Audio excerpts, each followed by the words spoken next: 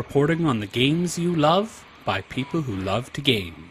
The MMO Reporter Network.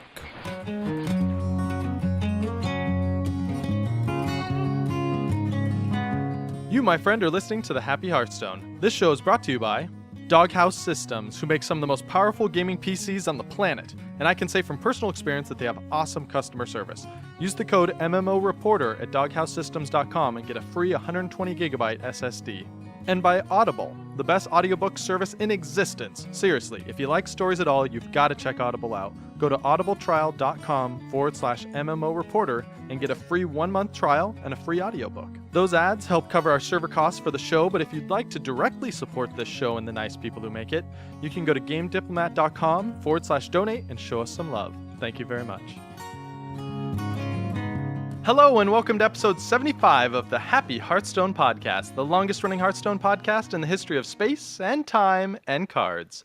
I'm your host, Josh Augustine, and this week I'm joined by Tony. Greetings, Tony. Hi, Josh. Any relations to Tony the Tiger?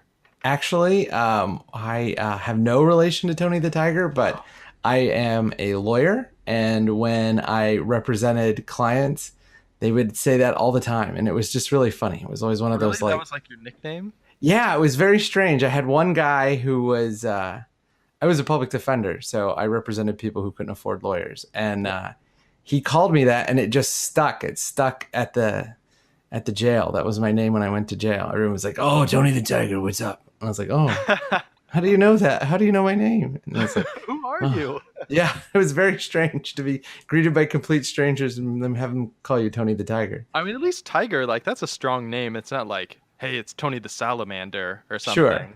Sure.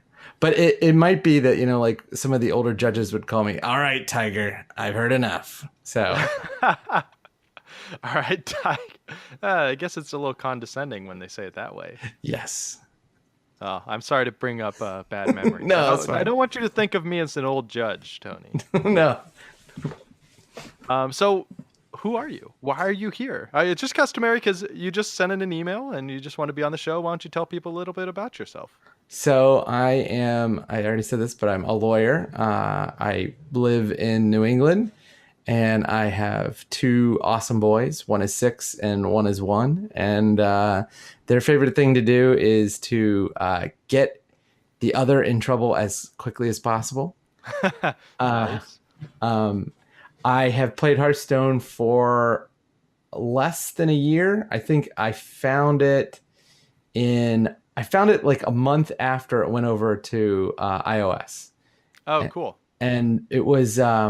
I had been cold turkey on Magic the Gathering for about that's wrong. About 10 years. I'd played Magic in high school from like 1994, and then I played for about 20 years. I played for about 18 years, and then I went cold turkey, and I had that itch, the strategic card game itch, and I couldn't fill it anyway because it's hard to drive around when you have kids, and Magic tournaments are always, like all-day affairs, and it's just not practical. And then, all the cards. And when I found Hearthstone, I was like, this is amazing. It scratches the same itch. It allows me to do it, wherever I want. And I don't have to have like a closet full of, useless cards. Yeah, exactly. You just dust all those cards you don't want anymore. Yes. Nice, very cool. So what do you play in Hearthstone mostly? Is it constructed? Is it arena? I feel really guilty for saying this, but I think I have only played arena maybe 4 times or 3 times. Okay, wow. Yeah. Just wasn't your thing? No, I did not like arena. I think that one of the problems that I had for the longest time was it always seemed like the cards were skewed towards the newer sets, and now we know that's true. We know, I think Ben Brode or Mike Dene came out and said that they do skew them towards the newer sets. And so like when I first started playing, the Grand Tournament was the new set, and it was you know, like I would open a pack and I would get like a bunch of really crappy, expensive Inspire cards. And it always seemed like my opponent had like the 4 Flame Strike deck. And I was like, oh, That is the most frustrating deck to go against because you're just like, you're not supposed to be able to play that many. right. Stop. Right. No, I played a guy. I listened to the episode you did on Arena, and that was like, okay, I can try this. And I tried it. And the first run, so I got like, I went 5 wins, and then I stopped at 3, and I lost 3 games in a row. And like one game was a game where it was like, okay, one of us is going to win this turn. It's basically whoever has any burst damage. Then the next game I lost, it was like I just made a boneheaded error. And then the third game where I was like, you know what, I can still save this. I can try to get to 12. And the guy had 3 Flame Strikes, and I was like, I forget this. This is not fair. And then you never played Arena again. Pretty much, that was it. That was the end of Arena. I'm glad you mentioned that episode, actually, because I've been talking with the host that did that episode, and it might be the next episode or the episode 2 episodes from now. But he's coming back on to give us an update and kind of walk us through how to win Arena with the current cards that are in there. So that will be super helpful. All I know is that Nerubian Prophet is insane. Yes, dude, I love that card. It's so good. I keep trying to get it to work and construct it, and it won't work. Really? Well, you know, so like I thought that it might work in like a handlock deck. Yeah. And for whatever reason, it's always like just slightly underwhelming. It's never like the game tilting card. Yeah. And you know, like the whole thing is you want a card that replaces Molten Giant, so I tried to use Frost Giant because you hero power a lot, and it never ever worked out. Yeah. Like, well, hopefully, I forget what name he used on the show, so I don't want to use his battle tag, which is the name I know him by. But hopefully he'll be on the show and soon, and maybe he can give some tips. I'll be ready. Cool. So, but this episode is a deck battle episode. Oh, I forgot. Let's say briefly why we're happy this week. Why don't you go first, Tony? So this weekend, I am taking my 2 boys and my wife out to a place in Western Massachusetts called Tanglewood, and it is the summer home of the Boston Symphony Orchestra, and they're having a children's performance. And Tanglewood, my wife and I, when we were poor graduate students, we went there a lot because it was cheap. It was like $12. And it's like a magical place. It's totally beautiful. The music is, I really think that Boston is one of the best symphonies in the world. And it's still super cheap, and it's outside. So if my kids decide to yell and scream, I'm not going to get dirty looks from rich old patrons. That is always a plus. Nice. Well, that sounds really fun. I'm totally jealous. So Josh, why are you happy? Dude, let me tell you why I'm happy. I'm happy because I actually just launched another podcast on the Sweet. site. Yeah, it's the second podcast I'm going to have going. So they'll be going simultaneously every other week, basically updating. And this is called Game Diplomat. So my website name finally makes sense. I'm excited. And it's basically just about little indie games. So I've been writing about them on the site. Basically small, $15 games that I think are awesome, that I think, people would really like if they just knew about them. And so I've been writing about them on the site for a while, and I decided to just do a quick 15-minute podcast. It's just me solo on there. And I just tell you about the game and why I think you might like it, and then give away a copy of it. So it's pretty simple. Yeah, I'm really excited about it, though, because it's just something I've really enjoyed writing about. I've been really playing a ton of these indie games. And it's kind of like reviews, but similar to this show, I like keeping it positive and happy, and I don't really want to tell you about games that are bad and just kind of kick it while it's down, right? So I'm pretty much only doing games that I love. So I'm playing a ton of games and only picking the games that I think are awesome and covering those. So I like that every time you listen, if the game sounds at all interesting, it's a good game, right? I'm not telling you about it to tell you that it's awful. Like that's one of the problems with the current. I mean, I've played video games since I was 7, and the old, like, it was the equivalent of like network TV, where there were like 2 or 3 choices, and all the games had to come through those 2 or 3 choices. Yeah. And now you can get a game on just about any kind of device anywhere, and so just figuring out what's good is really hard. Yeah, it really is, especially with like the indie games, because they have no marketing. Yeah. Like, it's pretty much just word of mouth. And so that's what I'm trying to do, is just catch the games that are awesome that, you might have missed. That is a great idea. Thanks. So the first one actually is of particular interest. It's Guild of Dungeoneering. I've mentioned it on the show once before. It's a cool indie game where the combat is done via like a simple card game. But it's a dungeon. It's like a dungeon exploring game, but you build the dungeon as you go. So it's a Whoa. really fun mix of kind of strategy and card game. It's $15. It's really fun. So if you have any interest in that, just you can go to the GameDiplomat.com website and check it out. And only one person, or no, sorry, two people have now sent in. You have to answer a trivia question about the game, and if you get it right, then you're entered to win the game. And only two people have sent in guesses. So, I mean, at this chance, you have like a 50-50 chance of winning Those are good winning odds. the game. Yeah, pretty good odds. So you can check that out. Anyways, let's get back to this. This is a deck battle episode, like we said. So we do these episodes about once a month. This is where the guest host brings on their favorite deck, break it down for you, tell you what cards are in it, how it works, why they like playing it. And then we do a battle, best of 3, live on the show. And the twist, of course, is always I'm using the reigning champion deck, which is the last deck someone brought on the show and won with. And the stakes have never been higher, Tony. You're competing to get in that Happy Hearthstone Hall of Fame. Yeah, I think this one's gonna do it. I feel good. I feel like I have the right cards. I also feel like, no offense to the last person that brought a deck on, Priest is in the worst spot of any class, probably in the history of Hearthstone. It's just in a terrible spot right now. Yeah, it's been pretty rough. I've been playing this deck on the ladder a bunch and just in preparation for this, and I haven't had a great win rate. There's a lot of weaknesses that I've run into right now, and I think it's like you said, Priest just doesn't have all the right tools right now. But I'm not going down without a fight, Tony. I'm ready. If I can get the right play, if I can get the right early game, I'm feeling solid. But Yeah, the curve in the Dragon Priest deck is really good. yeah, the trick is just hitting that curve. That's what I found. Like if I come out the gates swinging, I have a really good win rate with the deck. But it's just hard to come out consistently. Yeah.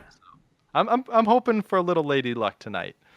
But the Happy Hearthstone Hall of Fame, just remind people, if the deck beats 3 challengers in a row, it automatically goes into the Hall of Fame. There's only 2 decks in there now, the Beastmaster Hunter deck and the Warlock Demon Zoo deck.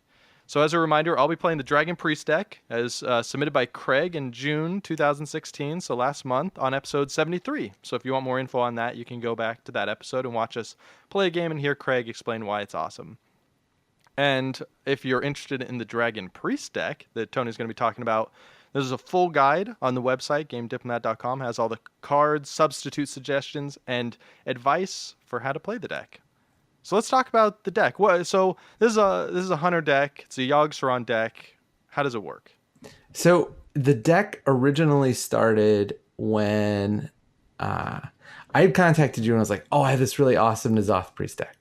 And I was just playing around with all of the old gods. And I noticed that Hunter had a spot where it was missing cards. Like the 2 slot in Hunter used to be really good because you had Haunted Creeper and you had Knife Juggler before Knife Juggler got nerfed, even though it didn't really get nerfed all that bad. And there were just a bunch of cards that fit that 2 slot really well. And I had a Hunter deck and I adapted it to standard and I started using Doomsayer. And I realized that like Doomsayer was a really great control card, but it always kind of screwed up the curve. And so I kept taking cards out and putting more control cards in. And, like I kept Savannah Highmane because Savannah Highmane's ridiculous. I loved Call of the Wild because Call of the Wild's also ridiculous. And it felt clunky. And when I contacted you, like, oh no, we have a priest deck coming on, so try something else. And I started playing around with that deck.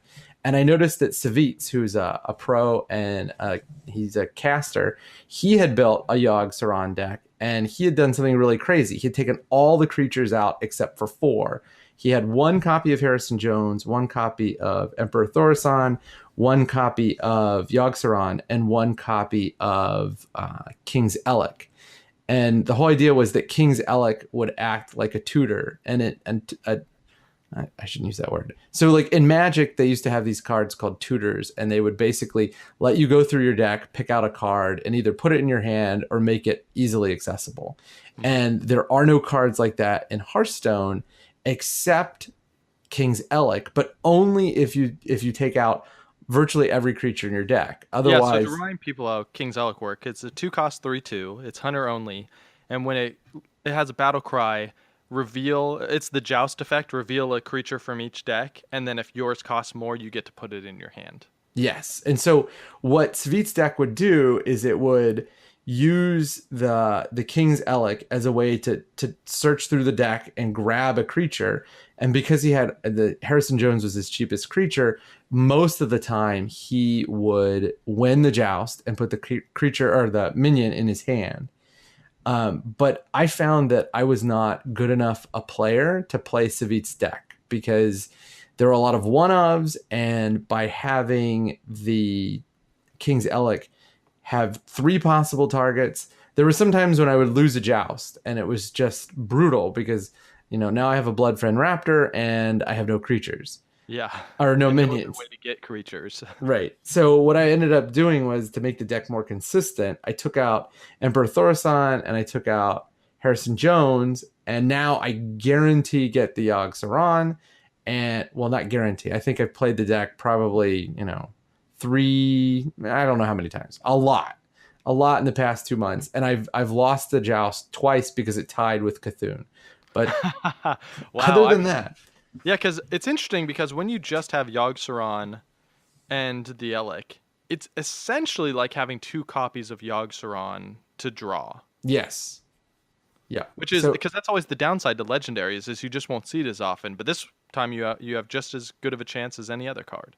Right. And the other thing that's odd is because this is a hunter deck, even though there are no minions other than those 2, the King's Relic can give you some beast synergy. So you can sort of synergize with cards that without any other minions are really hard to synergize with. Yeah. So that's the sort of trick of the deck. And that's the thing that can sort of pull out wins when nothing else could win the game. But really the deck is a hunter control deck based around the synergy between a bunch of secrets and Eaglehorn Bow, which is a weapon. It costs 3, and it is a 3 with 2 durability, 3 attack with 2 durability. And every time a secret is revealed, you get an extra durability. And so the idea is that you use the secrets to slow them down or to get rid of minions. At the same time, you trigger the Eaglehorn Bow, and then you hit them for 5 every turn because there won't be any creatures on the board, and you can hit them for 3 with the Eaglehorn Bow and hero power them. If that's happening, that's when the deck really, really works. Okay, so that description right there actually makes it sound like you don't even need Yogg-Saron. No, I wouldn't say the vast majority of the time, but probably like 80% of the time, the deck is going to win by clearing the board, whittling them down with Eaglehorn Bow and hero power, and then a giant Call of the Wild at the end.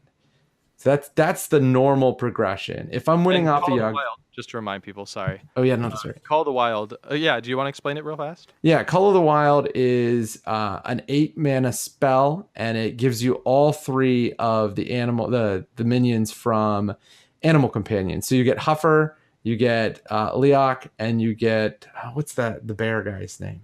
Misha. Yeah, you get Misha. So you get what's a 4/2 with a 1 attack bonus from Leok with charge. Then you get Leok, and then you get a 5/4 taunt. And so if for you 8 mana, it's a crazy good card. Yeah, and that usually is enough to end the game because even though the deck has no minion cards, there are a lot of minion producing spells. And so it's not uncommon to have, 1 Mastiff or 1 or 2 Hounds from Unleash the Hounds on the board. When you do that, and then instead of just hitting them for 5, you hit them for, if you have 2 Hounds on the board, you hit them for 9. Yeah. So that's a good way to sort of close out the game. It's the burst damage for the deck. I mean, it's interesting, right? Is that why you went Hunter for Yogg-Saron? Because Hunter is pretty unique, right, in having so many spells that create minions. Yes. Yeah, I mean, I don't think that this idea would work in another class because no other class has as many spells that generate minions. Like, it might work in Wild if you're running like the Unstable Portals, but in Standard, this deck is only Standard, by the way. in standard, it's really hard to generate any sort of critical mass to kill your opponent with just spells. Yeah. So how good are the hunter removal spells? Are you mostly running secrets, or are you running stuff like explosive shot and stuff that's like direct target removal? So one of the really annoying things about the deck was playtesting all of the shots. Like, I did not realize how many shots there were, because some of them are just never seen in tournament play. Yeah. But I was thinking, like, look, I've got to make sure some of these aren't like insane. And so, there's arcane shot, deadly shot, power shot, multi-shot, explosive shot. Shots. Yeah, it's like, oh, okay. So the dex removal is basically, the 2 burn spells, so kill command and quick shot, but there's another shot. And then uses deadly shot to get rid of big stuff. And deadly shot is a 3 mana spell that says destroy an enemy minion at random. And the way that the deck works, hopefully what's happening between the using snipe, which is a secret that costs 2 mana and does 4 damage when a minion comes into play, using that plus explosive trap and freezing trap, they'll clear most of the little guys, and then the deadly shot will kill the big guy. If that doesn't work, my favorite combo in the deck, and this is a combo that everybody is like, I always get a legitimate non-snarky wow when you hunter's mark something and then you on the hunt it. So on the hunt is a 1 mana spell from Old Gods that does 1 damage and puts a 1/1 Mastiff into play. Yeah, that card is surprisingly good. Yeah, it's really good. I really didn't think much of it at the time, but the more I've been playing it, especially with Hunter's Mark, like you said, it's really solid. Yeah, it's awesome when they go, Flame Wreath Faceless, ha ha ha, and then the next turn you go Lock and Load, and then you go Hunter's Mark, on the hunt, and you draw 2 cards, and you have 1 mana left over. So what is Lock and Load?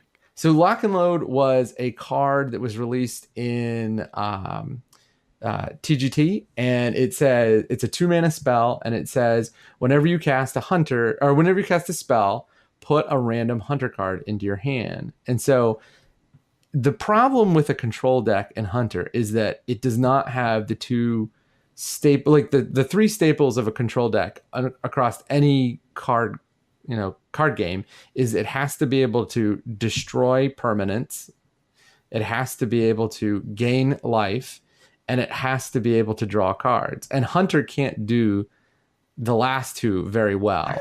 And there's no life gain in Hunter. Tracking is semi-card draw, but that's it. Other than the neutral minions that are available to everybody, you're pretty much out of luck. And so even though it's not like straight up card draw, the Lock and Load, if you play it right, can reload your hand. And in fact, it can give you minions, and that doesn't disrupt the Elec Yogg-Saron combo. Oh, so it gives you any hunter card, not hunter spells. Right. It gives you any hunter card. So like, the ultimate would be, that turn 5 play that I just described. You Lock and Load, Hunter's Mark, on the hunt, and then one of the cards that it generates is Savannah Highmane. You have 1 mana left over. It doesn't matter. And then on turn 6, you drop Savannah Highmane, and it's like, oh my gosh, where'd that card come from? Yeah, I mean, that sounds pretty powerful. That's pretty much, it sounds like Lock and Load is another win condition in the deck, right? Yeah, Lock and Load can give you win conditions, and it can help you win in ways that the deck wouldn't be able to win otherwise. I mean, without Lock and Load, you basically have no card draw. You have no way to replenish your hand. And so if you get into a top decking war, you're almost certainly going to lose, because this deck there's a lot of synergy between the cards. It violates Trump's fundamental rule about value, in that none of the cards independently have a ton of value. But Savitz's idea, which I sort of arrived at, through parallel evolution by taking 100 deck apart, there's enough synergy that I think it can work. I mean, it works. I don't think this is like the world's greatest ladder deck, because it takes a long time to play. I also think that it plays in a way that is very counterintuitive to most Hearthstone decks, where you basically say, what's the best what's the best card in my hand that I can play this turn, and you play it. And this deck doesn't do that. So you really need to have cards in your hand. And if you get into a top deck war, this deck is worse than almost any other deck in the game. And that's why lock and load is so important, because it prevents you from. Why do you say that you don't do the best play that you could, or how you phrase that? So, like the Trump's idea about value and the way that people have played the game, especially when like Secret Paladin was really good, it was basically the idea of every turn you play the most expensive spell or minion that you can, so that you use all of your mana as efficiently as possible, with the understanding that all of your cards that are going in your deck are really high value cards. So like on turn 2, you played Shielded Minibot. On turn 3, you played Muster for Battle. On turn 4, blah, blah, blah, and so on and so forth. Yeah. In this deck, like one of the best cards in the deck is Freezing Trap, but you don't want to play Freezing Trap the turn you draw it, because they may have a card, like if you're playing an aggro shaman deck, they may have, like they cast Tuskar Totemic after you play your Freezing Trap, and then you screwed yourself. Yeah. So what you've got to do is you've got to figure out the right order to play the cards, not based on which is the most powerful or which matches your mana, but which is the one that the situation calls for. Yeah, it's interesting. You kind of need to know their deck really well to know what threats are coming and what they could be playing. Yes, this deck is very hard to play. Like I sent you an email earlier saying that I got trapped at the bottom of the ladder because I was basically playtesting all the shots, and some of them were terrible. And so I was playing what was the worst shot you tried? Is it Power Shot? No, I think it's Arcane Shot. I mean, okay. Arcane Shot worked really well with lock and load, but it worked really poorly with everything else. Yeah, it's either Power Shot or Arcane Shot. The one that was really good that almost made the cut was Explosive Shot. That's a really good card. Yeah, so I've been trying kind of a cheap version of this deck for a while, and Explosive Shot really surprised me. There's just a lot of good minions with 5 health. Yeah, it was good. I went Explosive Shot, and then I tried Gladiator's Longbow, and then I went back to that. And ultimately what I ended up doing was I ended up going back to the Bear Trap, which is a 2-mana secret. Oh, yeah. And when your opponent attacks you, when your opponent attacks your hero, you get a 3/3 bear. So you get an Iron for a Grizzly. And that gives you sort of a buffer in case they're going to send a wave of guys at you. It also gives you a creature to attack, or a minion to attack them. And then it triggers all of the beast synergy for things like Kill Command, and it triggers the Eaglehorn Bow. So yeah, man, that's just another one of those spells that gives hunters minions. There's so many. Yes, and because it does all of those things, even though it's not the best secret, it's not the best secret in the deck. It's probably the one I would cut first. It's just, like none of the other shots that didn't make the deck ended up being as valuable over the long term. It was always like the shots remind me of the gadgets on Batman's belt. It's like they're perfect for one situation, but any other situation they're like almost useless. Yeah. So you don't want to, like the Explosive Shot was a pain, because like there are sometimes when I was playing like a zoo deck, and I would take out the Darkshire Councilman and something else, and that was awesome.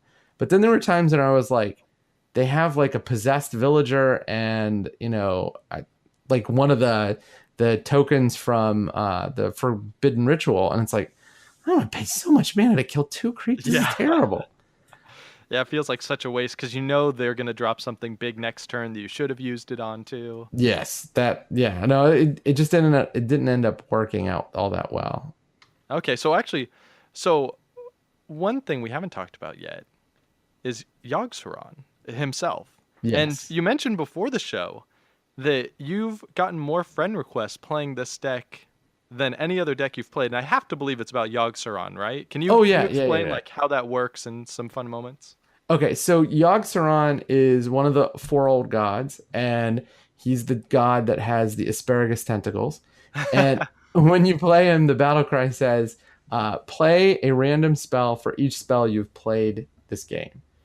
And so one of the things that this deck does is, because it has a lot of cheap spells, it generates, like very big Yogg-Sarons. Like Yogg-Saron comes down on turn 10, And usually he is accompanied by, like last week I was keeping track, and my average was I had 10 spells for Yogg-Saron. Wow. Yeah, so it's huge. The one thing that you do have to take into consideration, unlike other decks that use Yogg-Saron, like Jackie Chan's Druid deck and the deck that RDU played last weekend or 2 weekends ago, the Mage deck, those decks use Yogg-Saron differently. They use the Yogg-Saron almost exclusively as a board flip. Like, I'm losing and I'm just gonna flip the board and see what happens, because they don't have the same spell density that this deck does. Yeah. Their Yogg-Sarons typically aren't as big.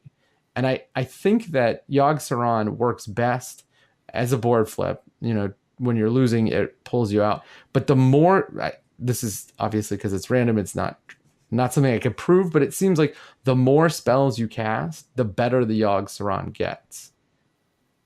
And I think I'd kind of believe that, because in general, the cards do tend to be in your favor, because there are a lot of cards that don't target anything and instantly give you some boon.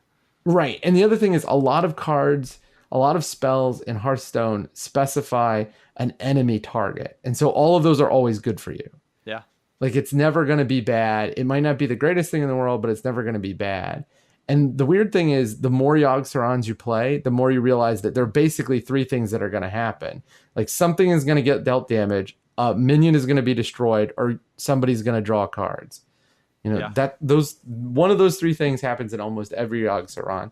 The worst case scenario is you Yogg-Saron and you get a bunch of really awesome minions, and then Vanish gets cast, and then Astral Communion gets cast, and you're dead. That's terrible. But that's pretty rare, right? How many times have you seen that happen? I had that happen to me once, and I've seen it happen to my opponent once.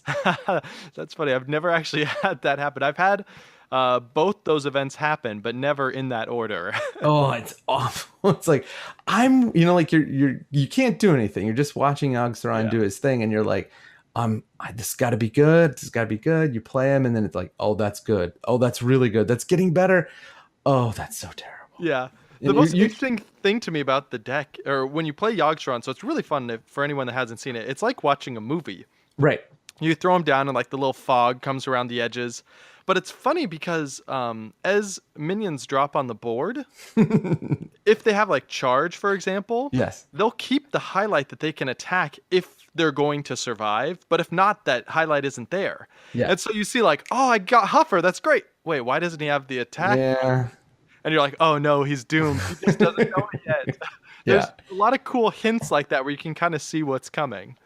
Yeah, the other thing that's really funny is that there are some like really truly weird things that happen, because in cards that require you to choose something, like a discover card, it will choose for you.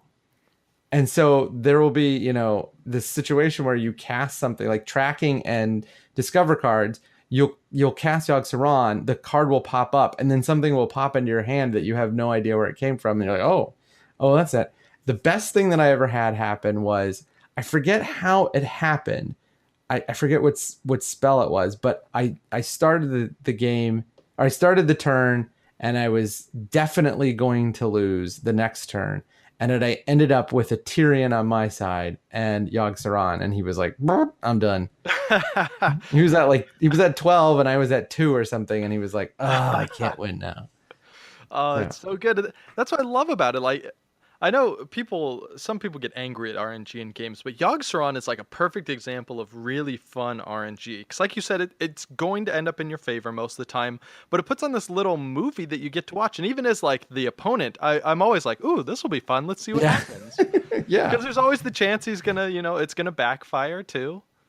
Or, you'll have it draw, like you'll have it cast a sprint, and you burn all 4 cards, and you're like, oh no, that's so terrible. Yeah. I've been decked by Yogg-Saron by that. So like I had like 2 or 3 cards left. I cast Yogg-Saron, and like I'm going through. It's like a little sort of emotional roller coaster, and then at the end, the emotional roller coaster goes off the tracks when it casts sprint and decks me, and then I'm like, oh man. It's so terrible. Yogg-Saron's just trolling you there. Yes. Yeah. The one other cool thing about the deck, and this is something that I discovered in a moment where like I'm sure everybody that plays Hearthstone has this moment where you're like, I'm gonna win. Then he does something crazy. Your opponent does something crazy. And you're like, there is no way to win. So Freezing Trap is really good. It's probably the best trap. It's definitely the best trap in the deck. But people are playing really high mana minions right now because of all of the old gods, because of, I saw Sagoth the Slitherer. But if they hit the Freezing Trap with like Cthulhu or Sagoth the Slitherer, absent something crazy like Eviana or an Innervate, that card is gone. Oh, because it goes over 10 mana cost. Yeah, and they can never play it. That's interesting, and it's in their hand taunting them constantly. Yes. Yeah, it's pretty awesome. It's really cool when that happened. I had a guy that had a Sagoth the Slitherer, and I had used my 2 deadly shots. So it was basically like, I can't kill him. I will die before he kills me. Or I will be killed before I can kill his Sagoth the Slitherer. Can you remind people what that card is? Oh yeah, so he's a legendary from Old Gods. He's 9 mana. He has 5 attack and 9 health. He's a taunt, and then it says, "Can I be the target of spells or hero abilities?" So absent Deadly Shot, which I had already burned, there's nothing I can do in this deck. Like nothing is going to kill him outright. If I have to kill him, have the minions to deal with it. No, and if I have to kill him with Eagle Horn Bow, he'll kill me before I do because he takes at least 3 hits. So it was bad. And then all of a sudden, I realized like, oh wait, I've got Freezing Trap. I played Freezing Trap. He attacked me. He bounced the Sagoth the Slitherer bounced to his hand, and he was gone forever. Yay! That's fun. I don't think I've ever actually seen that happen. Yeah, I've done it twice to Cthulhu and once to Sagoth the Slitherer. So the Cthulhu guy was like really miffed because he played the Cthulhu and thought like, oh, I'm gonna, like when you play Cthulhu, you're basically like, I'm gonna cut his life in half on the battle cry, and then I'm gonna kill him the next turn, and that did not happen. Nice. Okay, well I'm excited. So we're gonna or I guess any other parting thoughts before we head off to Duel? Like your thought about RNG is something I think about a lot. I'm teaching my son how to play Go, which has no random elements. Oh yeah. And I'm also teaching him how to play chess. And I feel like the fact that they were able to think of a game as elegant as Hearthstone and incorporate RNG is actually what makes it something that is distinctly different from all of the other like historically great games.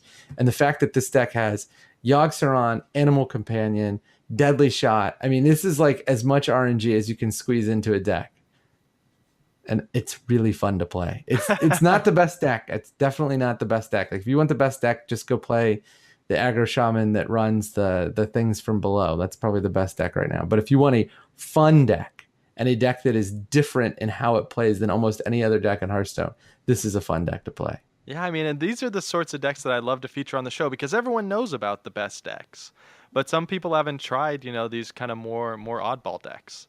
So, I don't think it's bad. It's not a bad deck. It's just I've lost to it many times. Yeah, it's fun to play and it's different. I don't think it's like a tier 1 deck, but it's definitely you can win against aggro shamans and decks that are, tier 1 decks on the ladder. Yeah. All right, so we're going to go do the duel. I highly recommend going to watch it because I don't always say you have to go watch the duels, but any game with Yogg-Saron is worth watching just to see what happens. So I don't even know what's going to happen. I know it's going to be entertaining, though. So we're going to go do a best-of-3 series. You can watch both of our sides. You're going to be live streaming, right, Tony? I am unfortunately not going to be able to be live streaming. I could not get the thing to work on my Mac. All right, well, you can watch it from my perspective and watch in horror as Yogg-Saron does his thing. That'll all be on GameDiplomat.com, and we'll be right back.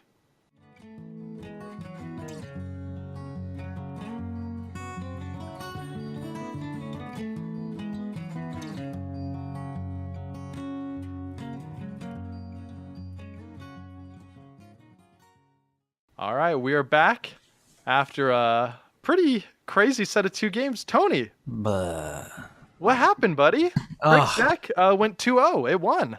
Yeah, the strange thing that happened in the first game, I had to mulligan almost my entire hand because I got 2 unleashes and 1 on the hunt. And my thought was that the dragon deck doesn't play enough of a swarm to make the unleashes useful on turn 3.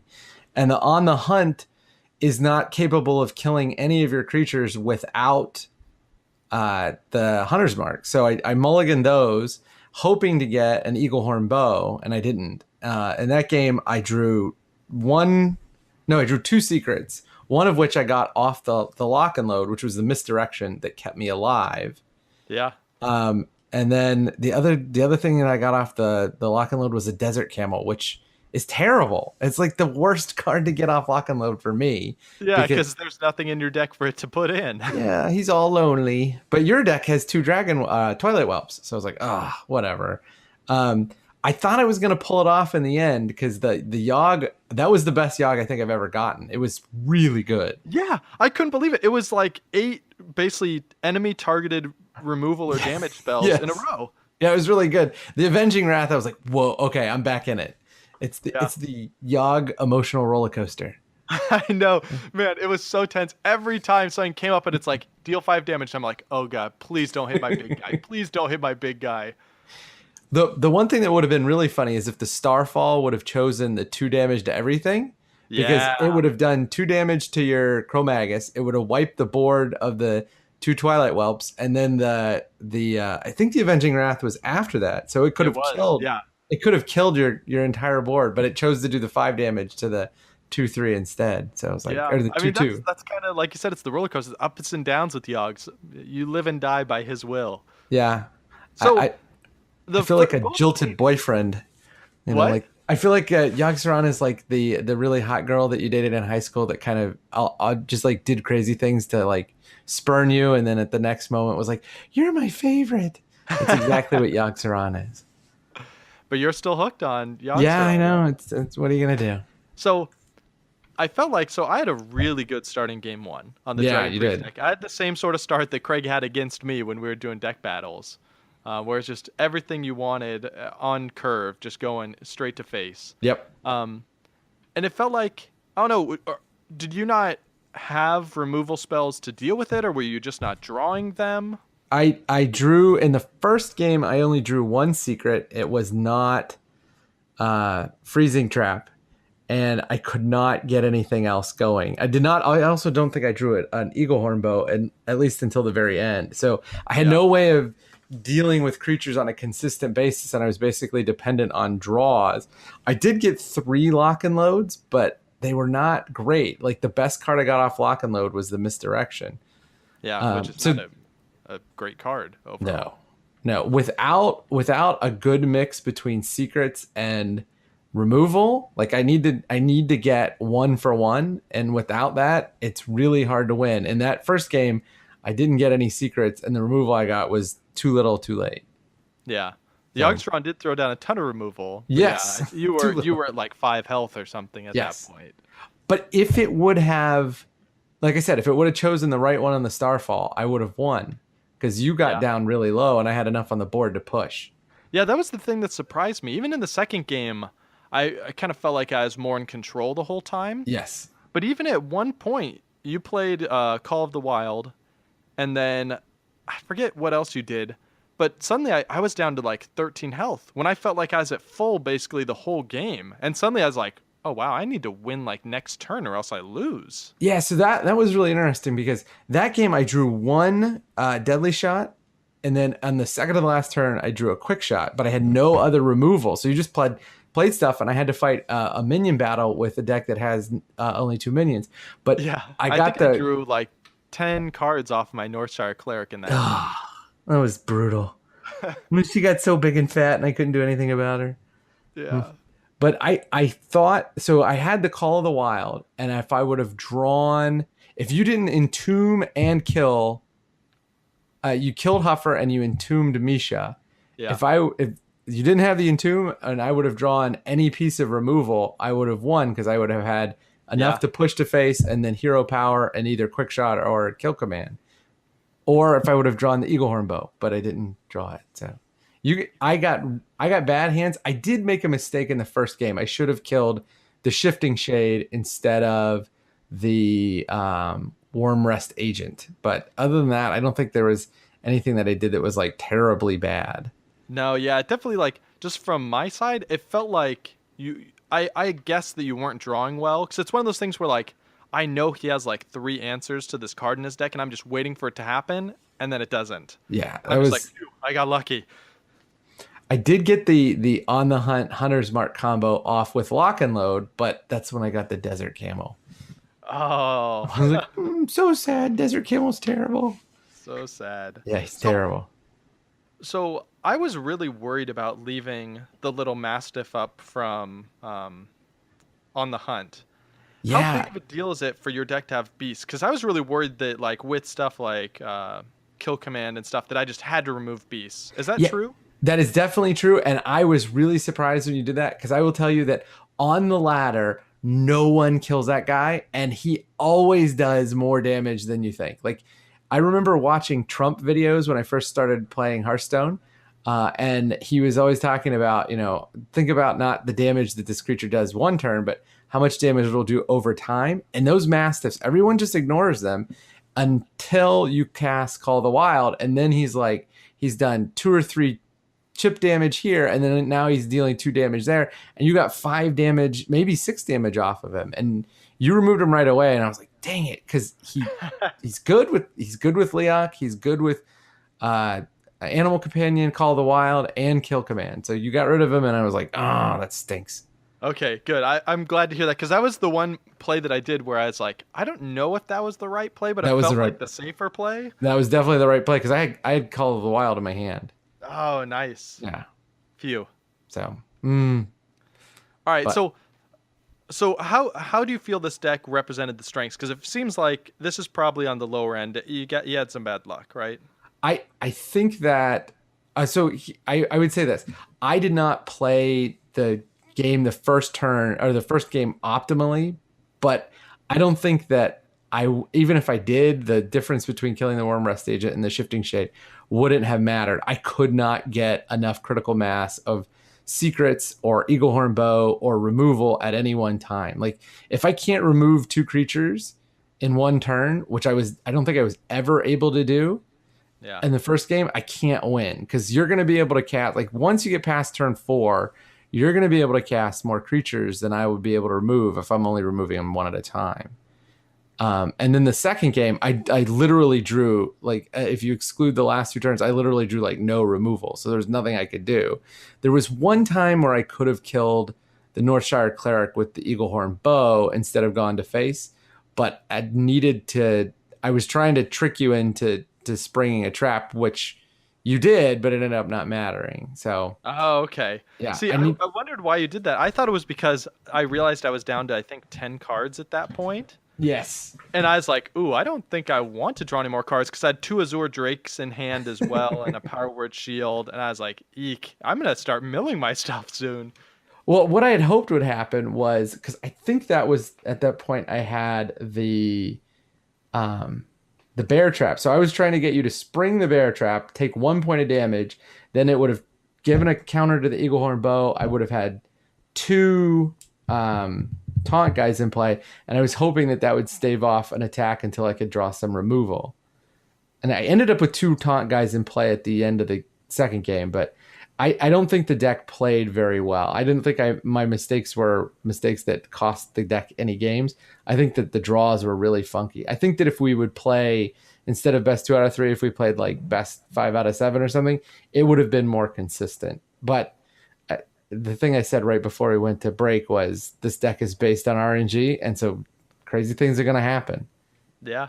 So, So that was an example. So that, I think this is a good example if people go watch a live stream of kind of the deck at a low point. yeah. What is it like at a high point? Is the deck is the board just always empty and then suddenly you throw down Yogg-Saron and crazy stuff happens? It's basically the board is always empty. I'm hitting for 5 because I can Eaglehorn Bow and Hero Power. And then I kill with Kill Command. And if somehow the person comes back into it, I have Yogg-Saron to finish the game. And Okay. that's Yogg-Saron is more the safety net. yes. Yeah. No, he's never the kill. You never cast him if the only time I've ever cast him if I'm ahead is where it's clear that the next turn tempo is going to swing way to his side. So that would be one instance. But most of the time the deck kills with, 5 chip damage from the bow and the hero power, and then a big burst with Call of the Wild. Okay. So I think that the one thing that I would say has to work against the deck is if you're playing a deck that has card draw and healing, you need to get really lucky in terms of the cards you draw and the order in which you get to play the cards, because you got so many cards off your Northshire Cleric, and then you cast Circle of Healing. I think you cast it 3 times in 2 games, and it was like, Yeah. oh, and one time you got 2 cards, you healed up all your dudes, and I was just like, oh, this is not good. And it's why a Hunter control deck is really hard to play. Yeah. When you describe it that way, this deck actually seems like a pretty good counter deck to yours. Because this deck is almost all heals and, and card draw. Yeah, I mean,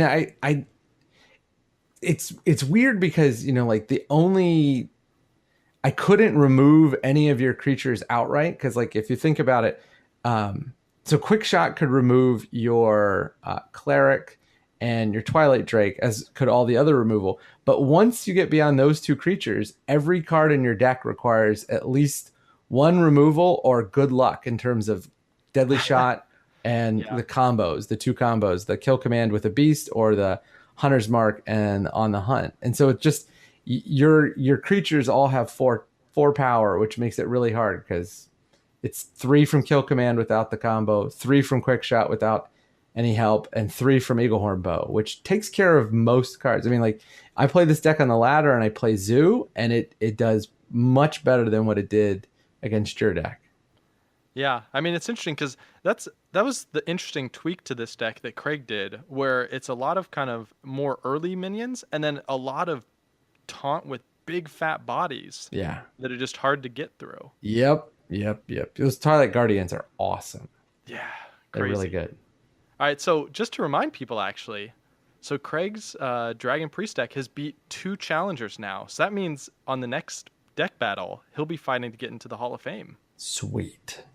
So I'm sorry your deck didn't do well. Like, it was one of those games where I felt a little bad winning, because you can just tell that your opponent just isn't having a good luck. And you still take the win. You're still happy to win, but it's not as fun, Yeah, it was fun to watch. Try to figure out, like, is there any way that Yogg-Saron could win this game? And it came really close the first game. Yeah. And the second game, I didn't even draw him, so it didn't really matter. You did, however. I will say that playing the Yogg-Saron in game 1. That was so tense and so fun just to sit there and be like, oh, what's the next card going to be? Oh, what's the next card? Because like you said, our health totals were so close at that point that any swing in the other way would have just been enough to lose the game. And oh, it's so fun. Yeah, it's a great card. It's really, really a great card. So any other parting thoughts on the deck before we move into the community segment? I think that, so have you seen Vicious Syndicate? Do you know what that website is? No. Okay, so Vicious Syndicate is a pro Hearthstone team that uses data, like they're really heavy into data, and they have a program that you can download and put on your computer, and it will do data mining for Vicious Syndicate. And then every week they gather all that data, and they do sort of like a Tempo Storm metagame report, but it's based on actual data. And they had a version of Yogg and Load that was really, really tweaked. My deck is sort of designed to be consistent and easy to play. The deck that they had was really, really tweaked, and I've tried it, and it's tuned really well, and it beats a lot of things in the meta, but it just gets wiped by a bunch of other things. So if you're looking to find a way to get this deck better, go to Vicious Syndicate, look at their metagame report. It was last week's, and it had it listed as one of the Hunter decks to try out as like a meta breaker deck. Very cool. Yeah, I'm looking through their data now. This is super interesting. I'll put links to this in the show notes. This is really cool. It's amazing. And then when they do the thing like the breakdown of like the percentage of each deck type, like you could see Pirate Warrior, Control Warrior, Cthulhu Warrior, Tempo Warrior, Dragon Warrior. It's incredible. Yeah, this is really cool. Man. Oh, they have like fancy charts, line charts and stuff you can look. Yeah. This is really cool. Yeah, definitely check this out. Highly recommended. All All right, let's jump into the community section. We got a couple questions. First from Steve. This is from our Google Plus group. Thank you, Craig, one of our moderators who helped get this all set up. He said, Steve says, there is not enough emotes. Which emotes are missing from Hearthstone? What do you think, Toady? Because this is a PJ podcast, I don't think I can recommend any emotes. I understand. You could do it like kind of classic old-timey cartoons where it just shows a bunch of symbols and Oh yeah, that would work. like a black rain cloud bouncing around looking angry. I always wanted one that was like that somehow conveyed in very few words, I forgot to hit the end turn button.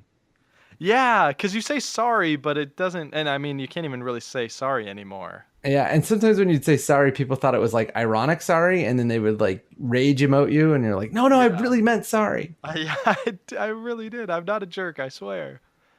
Yeah, along with that, like, I wish there was one to say like, hey, you forgot to press the end turn button. Because now all you can do is just spam greetings, but that comes off kind of passive aggressive too. Yeah, the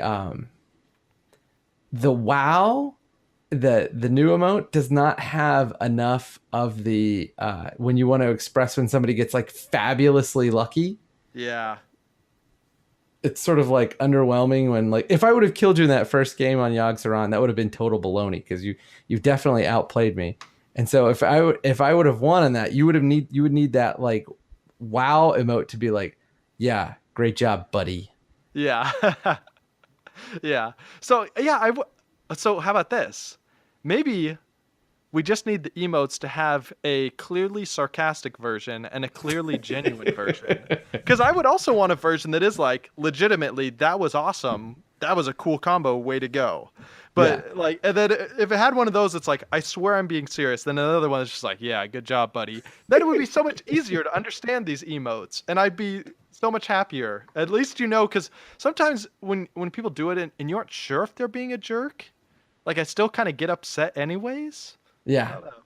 Like if it was like your hero portrait changed to have like a sarcastic look on his face. There you go. Oh, yeah. What you can do, how about this? You should be able to set your mood, and then that modifies the emotes. So you can set your mood to like happy, angry, sarcastic, bitter, right? And then based on that, it changes what the wow emote does, or what the sorry emote does, or what the hello emote does. So like the sarcastic one, your hero would have like his arms crossed. Yeah. Like, yeah, whatever, buddy. Yeah, maybe even some sweet sunglasses on. That'd be awesome. All right, another question in from Troy says, what is the incentive to continue playing Tavern Brawl past the first game? Shouldn't there be more incentives? Maybe like 10 gold after every victory, maybe a pack every 10 wins instead of just the one pack you get for the first win. What do you think? I think that it depends on the Tavern Brawl, because the Tavern Brawl where it was the 2 cards in your whole deck and that was it. Yeah. Like I would sit like when I was, waiting for my case to get called in court, I would sit and try to figure out like the best combos.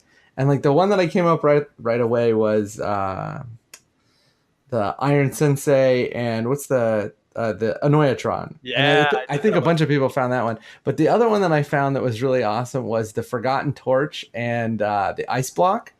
Oh, yeah, that is brutal. Oh, that one I played that one more than I played Constructed while it was available. But then there are other ones like the one where you're on the same team that it's just like so clunky and you want to be done with it.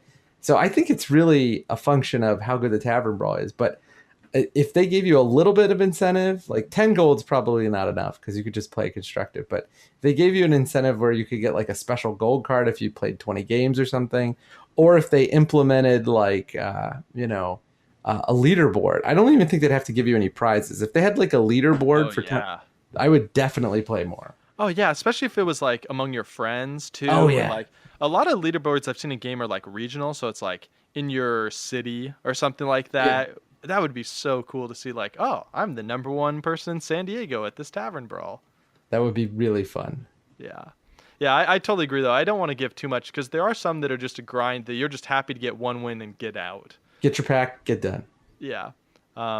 I do have to say, my favorite combo in that Tavern Brawl, because I love that one, was Mind Blast and Power Word Glory.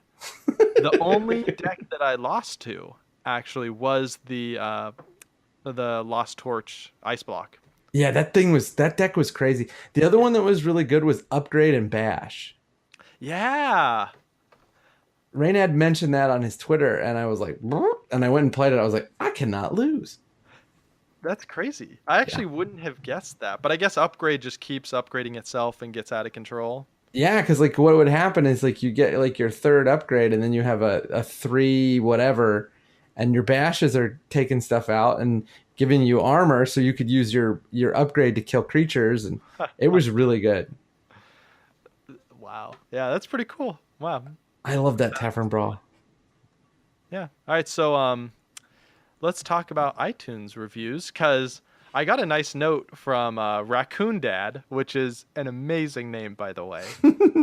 He has obviously a real name, but I can't remember what it was. I just go with Raccoon Dads. And I'm trying to figure this out. Maybe, what do you think, Tony? Do you think this is a dad that owns a raccoon? Do you think it is a raccoon? Or do you think it's a dad that is a father to raccoons? I think it's an actual raccoon because they have fingers that are skillful enough to type. Yeah, that's true. Sitting there on their little phones playing Hearthstone. Sure. I believe it. All right, so somewhere I believe right now there's a raccoon dumpster diving with earbuds in, listening to our podcast. Yep. So shout out to Raccoon Dad. So he made a mention, he's from France, that he had left a review on the French iTunes store, and you have to look in every region individually. So I haven't done it in a while. I did a pass through all the major regions and collected a bunch of reviews that I've missed. So I'm going to read all these out. So there's like 6, more than usual, so bear with me here. TX Border says, happy. We're starting with USA.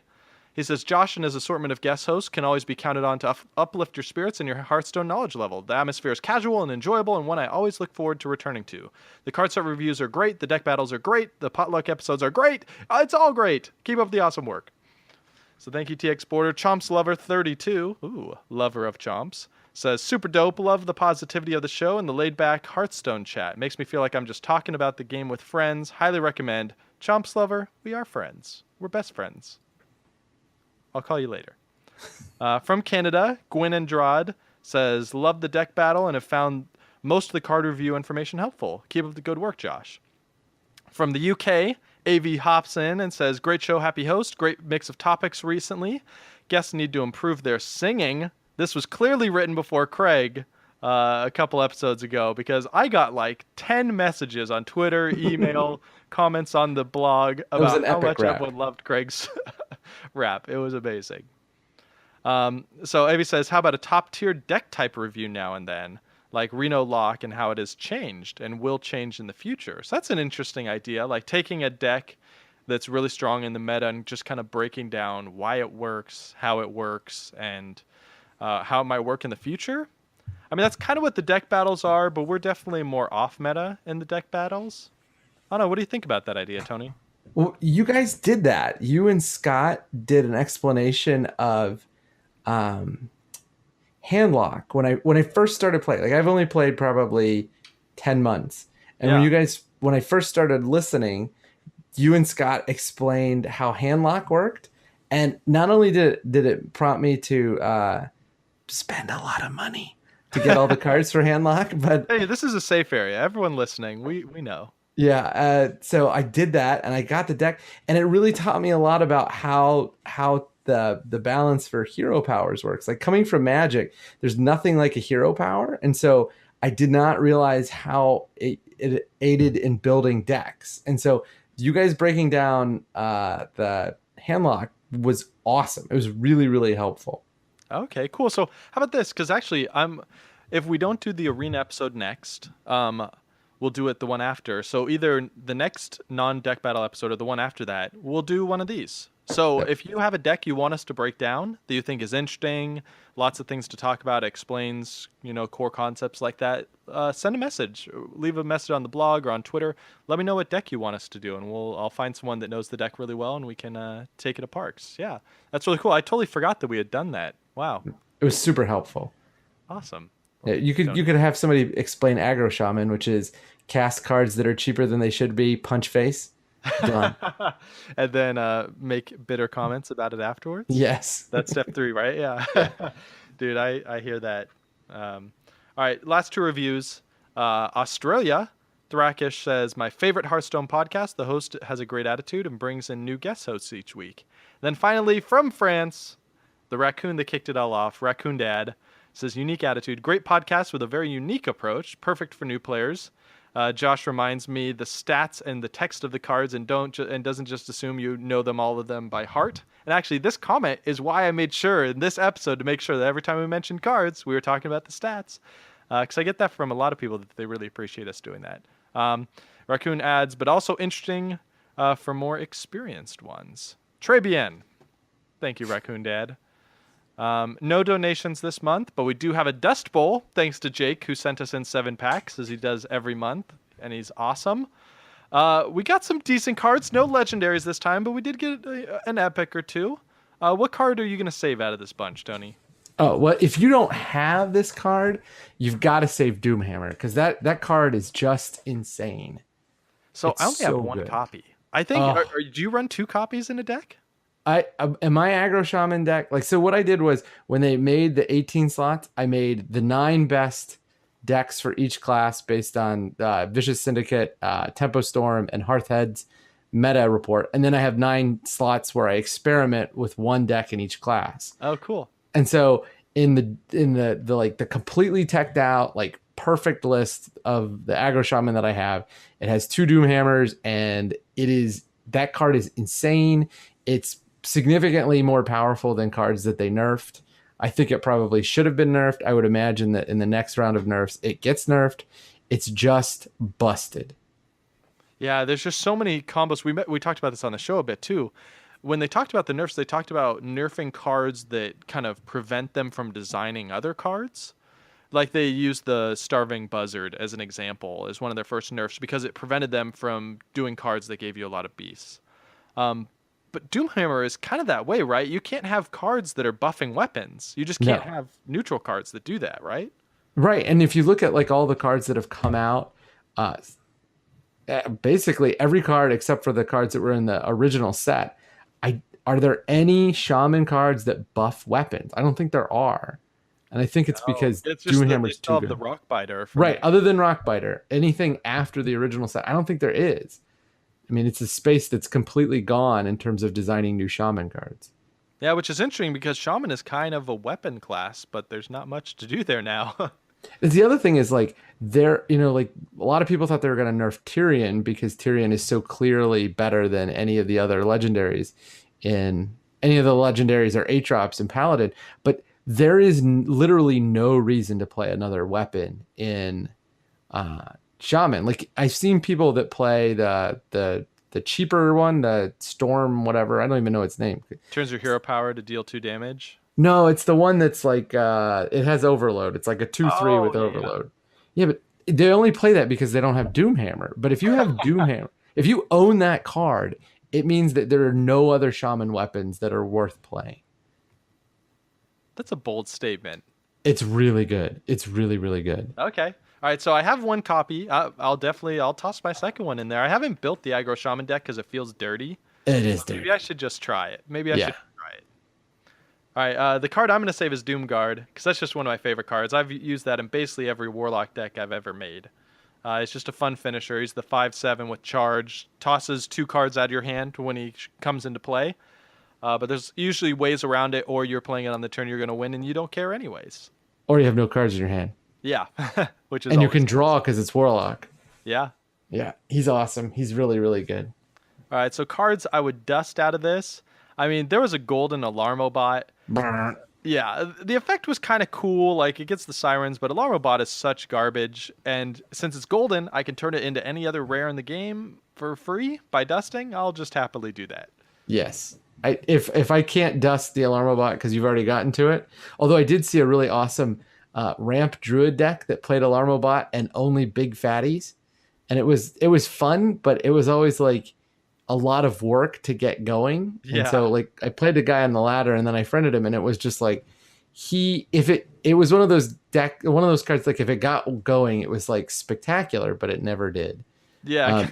There's just how do you? There's so many ways to kill an O3 in the game. Like you just have to get lucky that they happen to not draw any of the cards that could deal with that. Yes. All right. So what are you testing? The card I would take, and I forget the gentleman's name, but he introduced me to the beauties of Patron Warrior. You had him on. It was the second episode I listened to. He did the Mech Patron deck, and he had Commanding Shout in his deck. And because I was brand new and I was still trying to figure it out, and coming over from Magic, if a card has draw a card on it in Magic, it's almost always worth looking at. Yeah. But in Hearthstone, that's not true because Commanding Shout is terrible. It is the very definition of a win more card. Like even in the Mech Warrior deck that he had built, it never like gave you a win where you wouldn't win. It only ensured that you were going to win a game that you were like 95% going to win anyway. And the card has no impact on the board. You have to have creatures in play. You have to be able to leverage the fact that you're going to damage your creatures.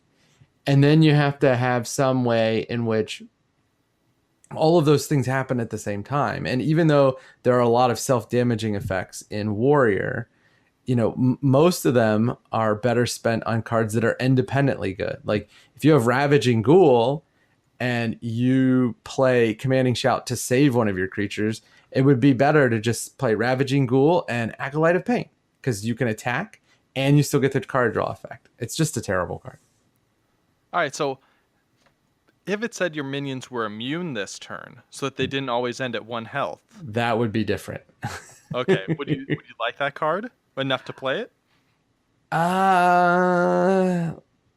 It would be I think it would be a playable card. It would not be an unplayable card. I just don't know which Warrior template or which Warrior style deck would play it right now. Like it wouldn't work in Pirate Warrior because you're just going to face. You don't care if they die. It would not necessarily work in Tempo Warrior because a lot of the things that make Tempo Warrior work require a minion to be damaged, like Bloodhoof Brave and Acolyte of Pain.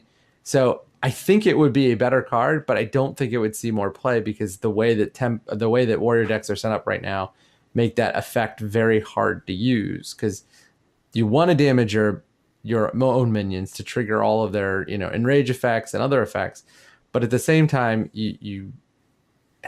I just don't think it would be it would be playable, but it wouldn't be played, if that makes sense. Okay. Yeah, that's fair. Yeah, because a lot of times there are good cards that just don't fit into a deck. And so it's just maybe in the future in Wild or something they'll find a place. All right. Interesting. Because I kind of like Commanding Shout. It's always that card that like I want to put in my deck, but it never makes the cut because there's just better options. Yeah. But I want to believe it's a good card. But I'll let you dust it. All right, let's talk about our card of the week. All right. Are you ready? Oh, yes. I've been practicing. I had written 2 different songs. One for Yogg-Saron because I love Yogg-Saron. Like I said, it's the hot girl in high school that gives you the time of day. But I decided, based on your advice that we would talk about Yogg-Saron a lot, to skip it and go with a different card. So, are you ready? I am so ready. All right. Wait a second. Hold on. It protects... on offense, it protects you. Turns your hero totally blue. Hit a minion or a foe. It's Gladiator Longbow. That's pretty good, but you forgot to say the words card of the week, dude. Oh, it's the card of the... I totally screwed up. Just toss it on right now at the end. It's good. Gladiator Longbow, card of the week. Perfect. All right. The card goes wild. You had a lot of rap on, so I wanted to do like a crooning kind of Frank Sinatra tune. And Gladiator Longbow is a card that I tested in the Yogg-Saron deck a lot. And it was probably the one that would make the cut if I took something out. And the reason why is because it is quasi, I don't want to say this, but it's quasi healing effect in Warrior because it eliminates a creature and it's still, and you don't take any damage. So if I was going to rejigger the deck and put in a second weapon, it would be Gladiator Longbow. Also, the art from Peter Lee is amazing. It's beautiful. Yeah, it's really cool. It's like the Gladiator's longbow is like on fire. It looks so cool. Yeah, and the angle that he took, like there was a million ways to do that, and a lot of like the really cool cards in the game, the art is from like a pretty conventional angle. Like if you look at Animal Companion, it's really great art, but it's just sort of a 2D perspective. This one is sort of like up and above the hunter, so you can see him, you can see his face, and you can see the bow on fire. And though I hate gold cards, and I always dust them no matter what they are. The gold card version of Gladiator Longbow has really awesome effects. Nice. So did you keep that one or did you dust that one? Dusted every. I just it's hard for me to justify not dusting a card when I can go, because like I just want to be able to play the deck, and I don't care what it looks like. And it was the same way in Magic, because they have foils in Magic. Just get rid of them. Play the deck. That's what I was about to ask, because, man, the foils in Magic is what got me kind of hooked on the shinies. It just feels good when you throw it down. Yeah, like I remember when there were certain cards in Magic that like they would hype before the set came out, and everybody wanted to have them. And if you drew a foil, it was like, okay, I'm going to trade my foil for 4 playable non-foils, and my deck is done. So... All right, let's talk about the card more. So it's a 7 cost, 5/2. Your hero is immune while attacking. So my first thought when I look at it is 10 damage for 7 mana. It's actually pretty bad as far as weapons go, right? Yeah. Because the standard is basically 2 times base value. Right. And that's why cards like Fire War Axe, which is 6 for 2, are so incredibly good, because it breaks that mold. But immune obviously is really high value when you're attacking things, so that's what makes up for it. Well, so here's the way that I think of it. So Gorehowl is a weapon in Warrior. It's a 7 cost weapon, and it's a 7/1. But if you don't attack the hero, it takes 1 away from the power instead of durability. And basically that's a way of them using design to incentivize attacking minions.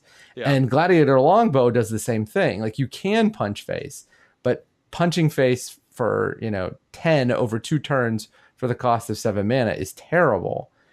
Whereas eliminating 2 5 attack or 5 health infinite power or infinite attack creatures, that's a much better deal. Like you can eliminate, like get your Godzilla or whatever it's called up to as much as you want. As long as it has 5, then you can just take it out. And with Hunter's Mark, you can take out anything, and regardless of its power or regardless of its attack or its health with Gladiator Longbow.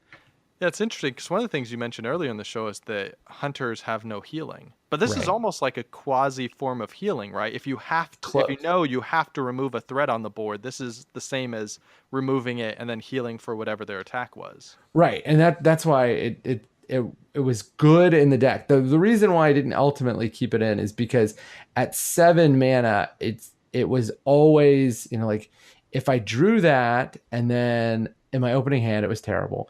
But if the deck was working according to plan, I would draw the Eaglehorn Bow and then get a bunch of durability counters from secrets. And then I draw it on turn 7, and I'd sit there and I'd have like, a 3/5 Eaglehorn Bow. And it's like, I don't really want to get rid of that. Yeah. So that's the reason why I ultimately cut it. But it was one of those cards that just beckons you to design a deck around, because it does a really unique thing. And like in Warrior, where they have better control cards, Gorehowl is a one of in a lot of control Warrior decks, because it's unbelievable creature removal. And I think that Gladiator Longbow is not quite as good, but it's pretty darn close.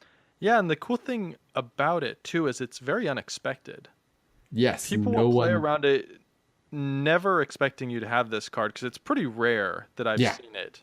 And so it lets you really surprise them and take what they thought was a good play for them and turn it into a bad play for them. Yep. And like there are very few cards that are played before turn 7 that see regular play in the meta that have health over 5. So like you're looking at basically Druid of the Claw and like the Dark Arakoa and maybe a couple other things, Flame Wreath Faceless. But other than those, you're going to wipe out pretty much any creature played before turn 7. Yeah, totally. All right, any other thoughts on it before we close out the show? No. All right, so as always, you can find show notes, the videos of our live stream, and the full guide to Tony's deck on GameDiplomat.com. Check it out there, and let us know what deck you want us to kind of dissect in a future episode. And if you'd like the show, we'd love for you to leave a review on iTunes, or just, give us a little shout out on Google+. We're Happy Hearthstone. On Twitter, I'm at jaugustine. An email, ajosh@outlook.com. Oh, booyah! I got a new email this week. Are you ready for it? Yes. thehappyhearthstone@gmail.com. We did it. We have an email account. Perfect. So it's not my account. There's now an official. So you can email thehappyhearthstone@gmail.com or leave a comment on the blog gamediplomat.com. And if you enjoyed the show, you can consider supporting us. You can find more info at gamediplomat.com/donate. And if you like what you heard about the Game Diplomat podcast, talking about indie games and smaller games that are really fun that you might have missed, you can find that on GameDiplomat.com as well. Episode 1 and Episode 2 will be coming out next week. We'll be talking about Party Hard, and that's a fun stealth puzzle sort of game. It's themed after like a cheesy 90s slasher movie where you're the villain. So it's a little dark humor, but they keep it super goofy. There's zombies and dancing bears and like Lamborghinis and all sorts of really just goofy stuff that keeps it lighthearted even though the premise is kind of dark. It's super fun. It's a great stealth puzzle game. So we'll be talking about that next week on the show. So hopefully you'll join us there. And where can people find you, Tony? So I run a website devoted to everyday carry gear called everydaycommentary.com. And I run a podcast on everyday carry gear, knives, flashlights, pens, wallets, anything you put on your person. It's called Gear Geeks Live. You can find it in the iTunes store. But a word of warning, it is really explicit. Lots and lots of profanity and bad and dirty jokes. And then you can find me on Instagram and Twitter.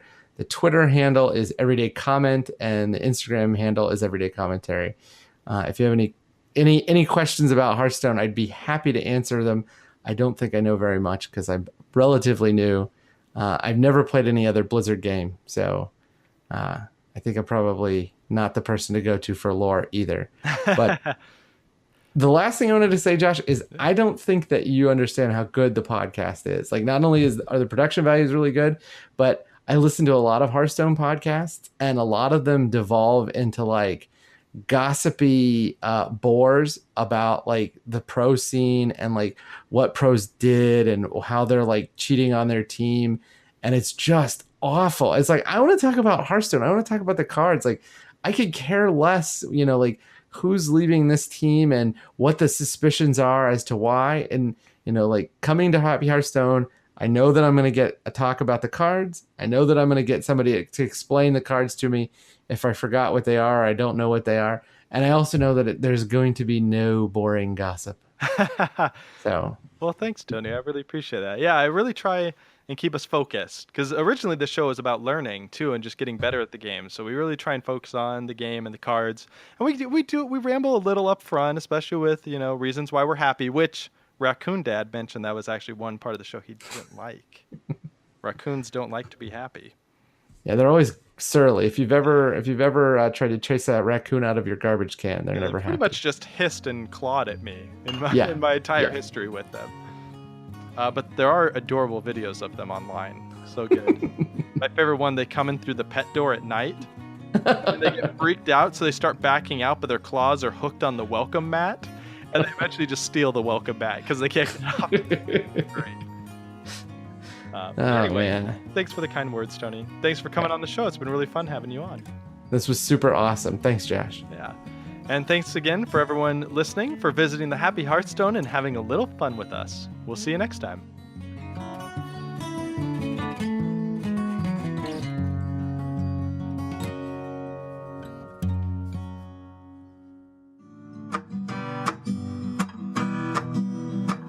Thanks for watching the video, everybody. Don't forget to check out all the other podcasts at MMOreporter.com or by clicking on any of the links here. And please check out our Patreon campaign at patreon.com/MMOreporter. Thanks, everyone, and see you in game.